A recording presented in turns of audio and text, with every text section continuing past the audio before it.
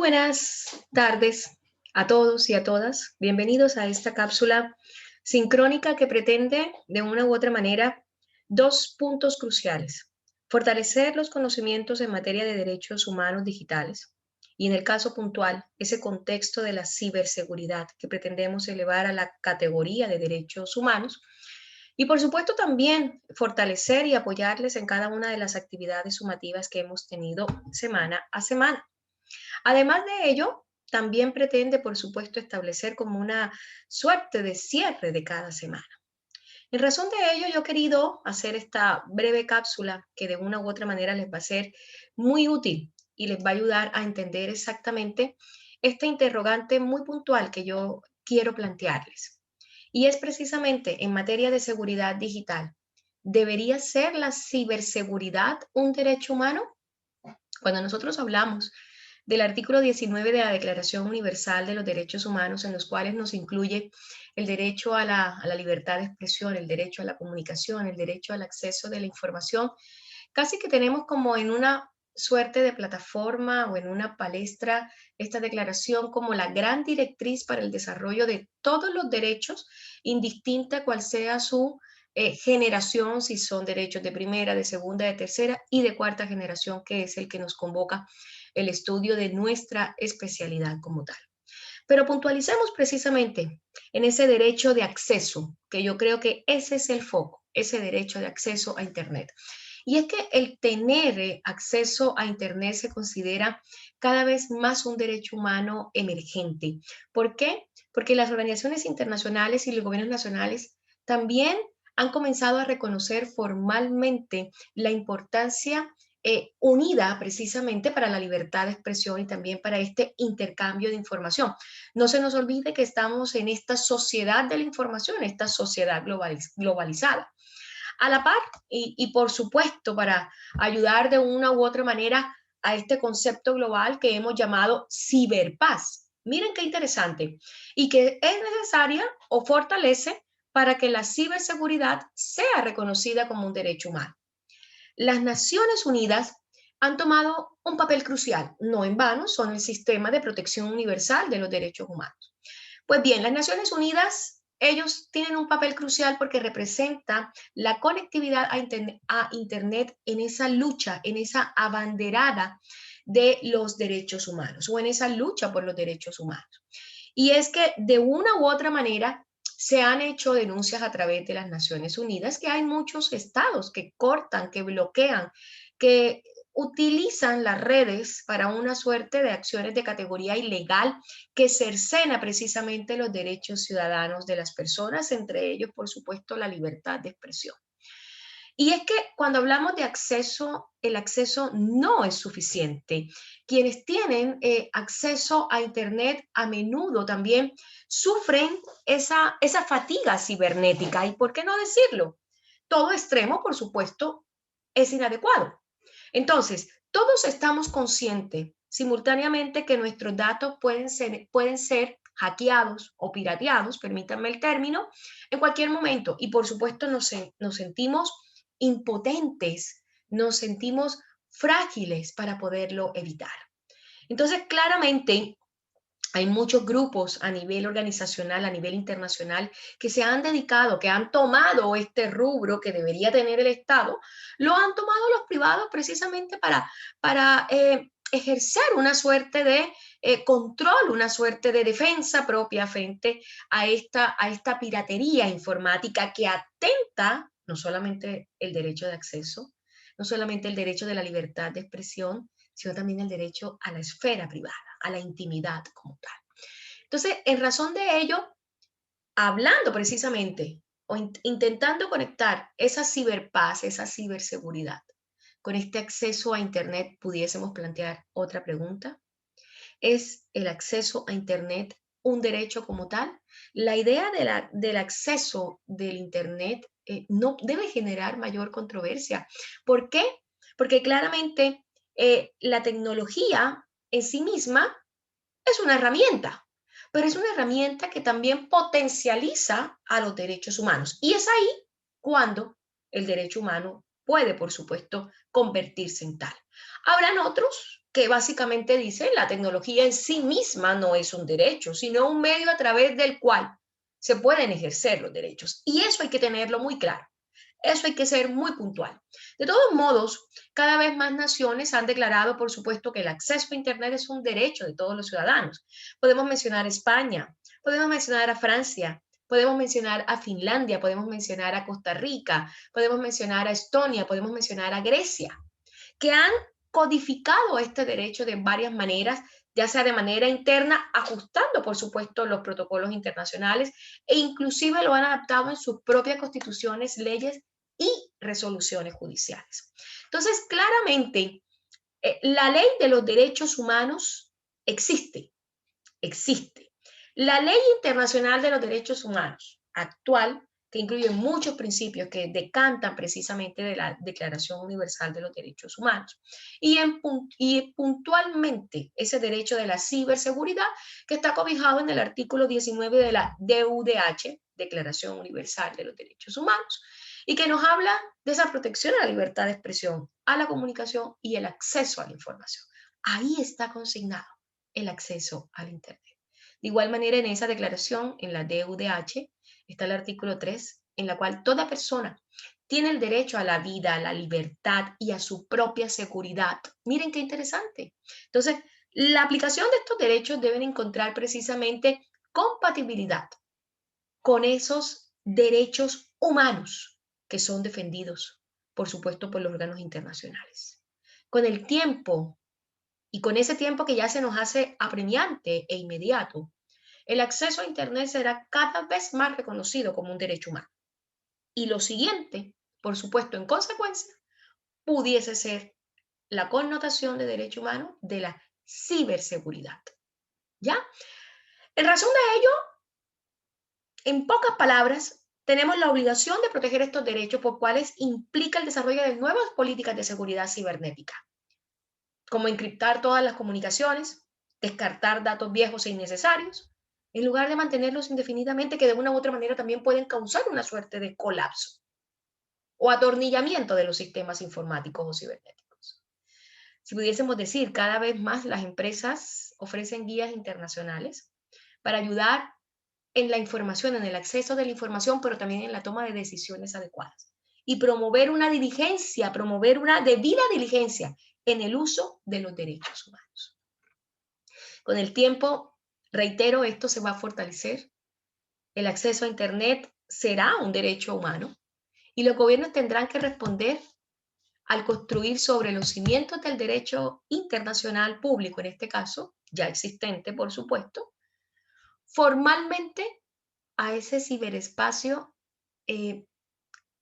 como el nido a donde los derechos humanos, como la privacidad, como la libertad de expresión y como un mejor bienestar económico van a encontrar su perfecto match. Para ello, permítanme compartirles un breve video que fortalezca, que retroalimente lo que les estoy comentando. Vamos a ver si la pantalla, por supuesto, nos es amigable y podemos compartirlo. Un segundo, por favor.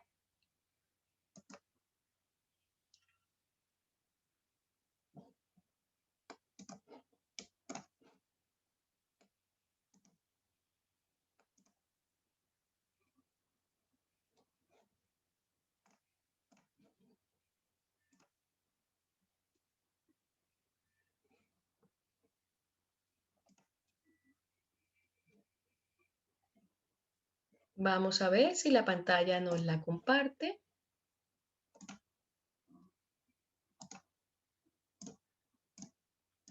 Esperemos un poco de paciencia.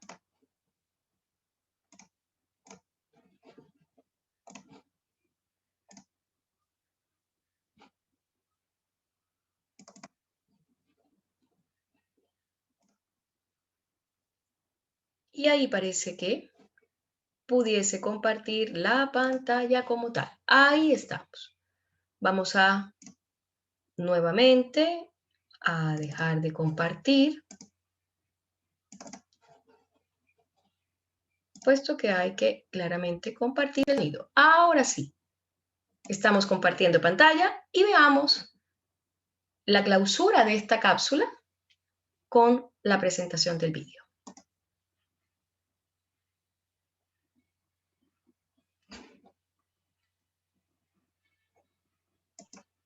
democrática. No puede decirse que existe una verdadera democracia allí donde no está protegido el derecho de todas las personas a buscar, recibir y difundir información libremente, sin censura y sin miedo a ser reprimidas o sancionadas por ello. Estamos hablando de un derecho fundamental que también sirve para la defensa de otros derechos humanos, como los derechos de las minorías o de los grupos marginados y discriminados. La aparición de Internet ha significado un avance enorme en este sentido. En la actualidad, es el instrumento más poderoso para expandir la libertad de expresión en su doble dimensión, como derecho de todas las personas a difundir ideas y también como derecho a buscar y recibir información de todo tipo. Sin embargo, la libertad de expresión no es un derecho absoluto. En algunos casos, su ejercicio puede afectar otros derechos humanos. El problema, para el caso de Internet, es que las reglas que gobiernan este medio deben ser capaces de proteger todos los derechos que se encuentran en juego sin debilitar el potencial democratizador de Internet. Como estamos hablando de un medio descentralizado y abierto, no es fácil lograr este objetivo. Con frecuencia sucede que, por intentar proteger otros derechos valiosos, corremos el riesgo de tomar medidas que limitarían de forma dramática el impacto positivo de la red. Es por esta razón que necesitamos criterios y principios que nos sirvan de guía para resolver estos conflictos de manera adecuada. La Relatoría Especial para la Libertad de Expresión de la Comisión Interamericana de Derechos Humanos elaboró un informe denominado Libertad de Expresión e Internet, un documento en el que se sistematizan los principios y criterios generales que deben regular la forma de resolver los conflictos de derechos en el ámbito digital, y en general se tratan asuntos sobre la gobernanza de Internet. El informe tiene el propósito de servir como guía para gobiernos, órganos legislativos y reguladores, tribunales y para la sociedad civil en general. Veamos, pues, qué es lo que dice. En primer lugar, existen 5 principios orientadores: acceso universal, no discriminación, pluralismo, privacidad y neutralidad de la red. Salvo por la neutralidad de la red, que amerita un par de aclaraciones, todos son fáciles de comprender. El acceso universal como principio quiere decir que los estados deben promover el acceso de todas las personas a la red. Eso implica expandir la infraestructura de Internet, pero también promover la alfabetización digital. O sea, asegurar que la gente, incluso en los lugares más alejados, sepa manejar estas tecnologías para ejercer su derecho a la libertad de expresión. La no discriminación quiere decir que los estados deben asegurar que ni las leyes ni las condiciones sociales, económicas o culturales establezcan barreras que limiten a las personas en su derecho a usar Internet, ya sea por razones ideológicas, de género, raza, idioma o ubicación geográfica, entre otras. Por su parte, el pluralismo como principio quiere decir que cualquier medida que pueda afectar Internet debe ser destinada a asegurar que sean más, y no menos, las personas, ideas, opiniones e información que hacen parte de la deliberación pública a través de este medio. En cuanto a la privacidad, la libertad de expresión no se puede ejercer plenamente sin las protecciones que ofrece este derecho. Por eso, es necesario que existan garantías para asegurar que los datos privados de las personas estén protegidos ante intromisiones arbitrarias. Finalmente, la neutralidad de la red es un principio según el cual todos los unos y ceros que circulan en Internet, toda la información, deben ser tratados de la misma forma. ¿Qué tipo de trato sería inequitativo? Por ejemplo, es posible hacer que un sitio web se cargue más rápido que otro o simplemente filtrar cierto tipo de información. Lamentablemente, algunos gobiernos o proveedores de Internet toman este tipo de medidas afectando a los usuarios finales sin que ellos puedan saberlo. ¿Está claro? Bien, pero hay más. El informe de la Relatoría Especial también aporta criterios y principios para temas más concretos. No tenemos tiempo para mencionarlos todos, pero vale la pena tocar los siguientes puntos. 1. Filtros y bloqueos. En principio, ni los estados ni los intermediarios pueden filtrar o bloquear contenidos de Internet. Sin embargo, existen casos muy excepcionales en los cuales un juez o una autoridad independiente similar, en un proceso transparente e imparcial, pueden determinar que es imprescindible filtrar información específica. Esto solo puede suceder cuando se ha realizado un debido proceso y se ha demostrado que la información afecta de manera arbitraria y desproporcionada a otros derechos humanos. 2. Intermediarios. Un poco de contexto primero. El funcionamiento de Internet depende de una serie de intermediarios que hacen posible que la red opere adecuadamente. Esto incluye a las empresas que proveen el servicio de Internet, pero también, entre otros, a las plataformas en las que la gente publica y encuentra contenidos. Los intermediarios son un blanco más vulnerable que los usuarios cuando se ejerce control sobre la red, y es por eso que debemos protegerlos, para evitar que se generen barreras o bloqueos en el flujo de información. Así pues, los intermediarios no deben ser responsabilizados por el contenido que transmiten. No son ellos, sino las personas que generan material eventualmente ilícito las que deben ser enjuiciadas. Tampoco deben someterse a la exigencia de supervisar el contenido que ayudan a transmitir, ya que esto le quitaría toda viabilidad a los servicios que ofrecen y en la práctica resultaría en una forma de filtrar o bloquear contenidos en Internet. Por otro lado, los intermediarios deben establecer condiciones de servicio claras y transparentes para los usuarios en todo lo relacionado con la libertad de expresión y la privacidad. Y de la mano de este último punto, los intermediarios deben poder publicar las peticiones que reciben por parte de agencias gubernamentales para la entrega de datos sobre los usuarios. En los casos en los que los intermediarios juzguen que estas peticiones constituyen una violación a los derechos humanos, deben tener la posibilidad de cuestionar la legalidad de dichas peticiones. Por supuesto, los intermediarios no pueden negarse a cumplir con una orden judicial si están en condiciones de cumplirla. 3. Derechos de autor. Si bien existe un interés público por proteger estos derechos, también es importante considerar la necesidad del fomento de la cultura, la educación, el acceso a la información y, como siempre, la protección de Internet como un medio democratizador. Por esta razón, se considera que las medidas para proteger los derechos de autor deben ser proporcionales y no pueden afectar otros contenidos, ni tampoco el funcionamiento de la red en general. Si se fijan, este punto es una consecuencia directa de los dos anteriores. Pues lo que sucede actualmente es que con frecuencia los intermediarios son responsabilizados por contenidos que violan los derechos de autor y también sucede que se utilizan mecanismos de filtros o bloqueos sin pasar antes por un proceso adecuado. Ninguna de estas dos cosas debería suceder, según los principios de la relatoría. 4. Seguridad cibernética. Se entiende por seguridad cibernética la seguridad de la infraestructura crítica o esencial y la seguridad de los usuarios, nada más. La razón por la cual debemos atenernos a esta definición es que se trata de un concepto relativamente nuevo y es importante evitar que se use para definir nuevos crímenes que potencialmente volverían ilegal el uso de Internet como tal. 5. Programas de vigilancia. Finalmente, los programas de vigilancia son legítimos en algunos casos, muy excepcionales, pero como tienen un enorme potencial para invadir y violar la privacidad y la libertad de expresión, deben ser cuidadosamente diseñados e implementados y rigurosamente vigilados. La vigilancia solo debe aplicarse en circunstancias excepcionales. Debe perseguir siempre una finalidad legítima y debe ser la respuesta a un riesgo objetivo, concreto y grave. Pero además, debe establecerse que la vigilancia resulta indispensable para evitar ese riesgo en particular. El resumen de todo lo anterior es que la defensa de la libertad de expresión está íntimamente ligada al crecimiento de Internet. Hay muchos casos en los que es necesario limitar el derecho a la libertad de expresión con miras a proteger otros derechos humanos. Pero en todos estos casos es fundamental que seamos extremadamente cuidadosos. Eso incluye seguir el debido proceso y evitar al máximo toda medida a gran escala, pues son este tipo de decisiones las que ponen en riesgo el desarrollo abierto y libre de la red. Aunque esto no siempre sea lo más práctico, sin duda es lo que más le conviene al interés público. Muy bien. Y con esto, por supuesto, hemos dado lugar, vamos a conectar el vídeo para dar lugar a despedirnos.